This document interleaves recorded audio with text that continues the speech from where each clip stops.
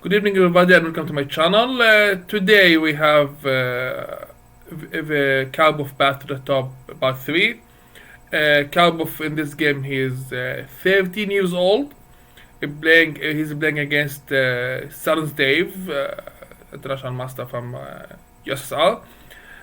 In this game, Karpov shows very exceptional skills in the end game again. As everybody noticed when Karpov was a kid, Karpov play pretty much conservative chess, let me call it this way. Like he's building a very strong defense, very hard to break, and from then he goes for the end game if he can. And this game is no exception for the rule, same style. And with white, Mr. Sanasev played d4, Karpov played knight f6, knight f3, e6. And Karpov is ready to go b6 with the queen's Indian defense if he can, but after bishop g5, he decided to go for d5. c4, bishop e7, knight c3, castle, e3, knight b d7.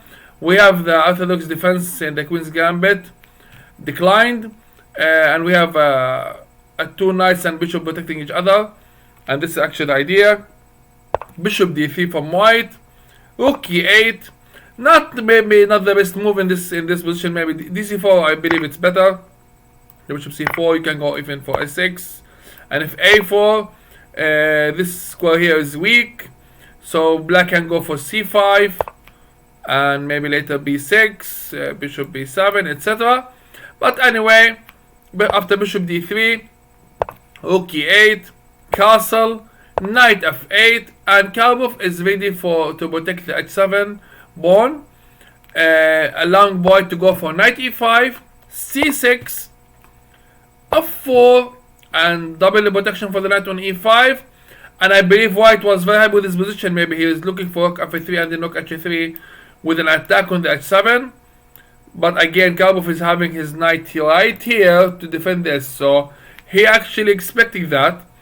And in this position, he played knight fd7. Asking for exchanging of bishops or knights or maybe both.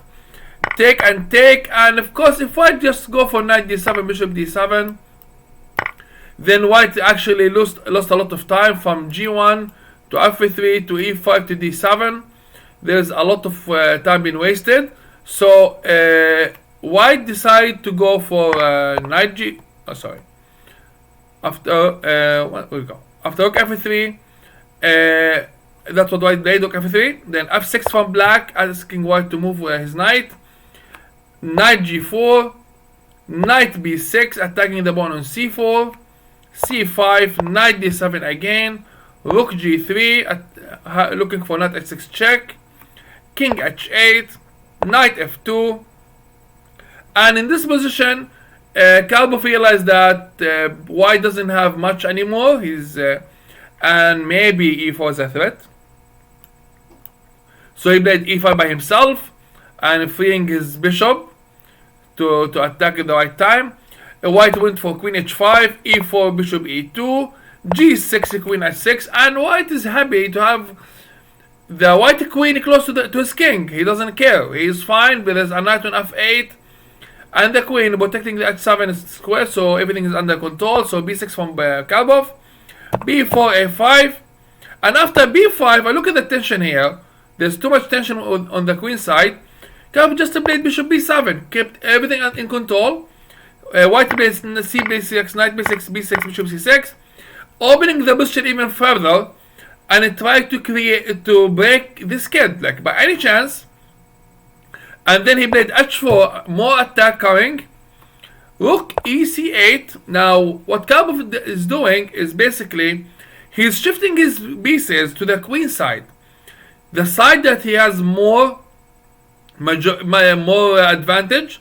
He doesn't care about the king side because he got enough forces to defend his king.